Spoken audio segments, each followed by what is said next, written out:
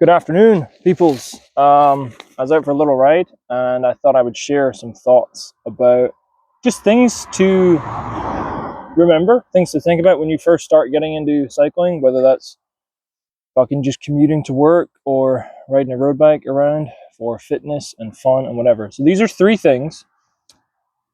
You know, it would be really cool to have my own recording studio, and I have no idea how well you can even hear these cars, but I'm just going to hope that you can't hear these cars. So number one is that bike fashion can be whatever the hell you want it to be. Now, I am wearing a cycling shirt underneath this, but because it has little pockets for food and stuff, and because I actually find them quite comfortable. Not for aero, because I'm wearing a fucking baggy shirt that would look more appropriate on a mountain biker or a gravel rider than a dude rolling around on a road bike. You don't have to wear clip shoes either. I am wearing flats, and I pretty much exclusively ride in flats. I'm also wearing knee-high B socks and this shirt, as I mentioned. So you don't have to go out and spend lots of money on Lycra and these kinds of things to get into it. You can wear whatever the hell you're comfortable in. So that's point one. Point two, and I think this is one that really gets to people, and it's something that got to me for a while, is that just because you don't have the time to go for a big ride, it doesn't mean you shouldn't go for a ride. I have about an hour and a bit before I have to go to work. And I thought, well, I can squeeze in a little ride, and I'll have time to make a video about how you have time to squeeze in a little ride. If you don't have the time, or you're not currently fit enough to go and do big miles, you don't have to do big miles. Just start with what you can do, and gradually you will find that you get fitter.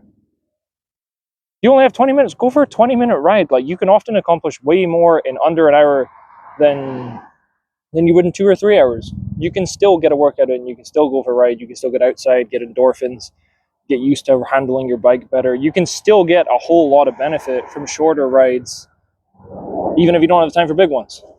The third thing kind of stems from taking the time to go do shorter rides if you don't have time to do big things. My point being that when you do these little things, you teach yourself that you are the kind of person that can do these little things. And that changes the way you think about yourself. It gives you what sports psychologists term self-efficacy. It improves that. It improves your belief in yourself about that specific thing. It changes the way you look at yourself. And that goes beyond cycling. You know, if you want to learn a new language and you've taught yourself through cycling that you're the kind of person that can start and continue and can keep going, then that will bleed into all other areas of your life. And a fourth bonus thing is that you don't need a carbon fiber bicycle with disc brakes and Di2 12-speed.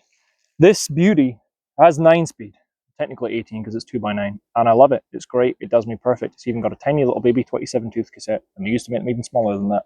It is aluminium. It does have a carbon fork, but it's basically an aluminium bike, and it has rim brakes. You do not need to go and spend 2, 3, 4, 5, 6, 14,000 pounds on a super bike to enjoy cycling. You can get started with a second-hand bike on Facebook Marketplace or Gumtree for under 500 pounds, under 300 pounds, and improve it as you go. And I'm going to wrap it there and enjoy the rest of my ride. Have a sick day.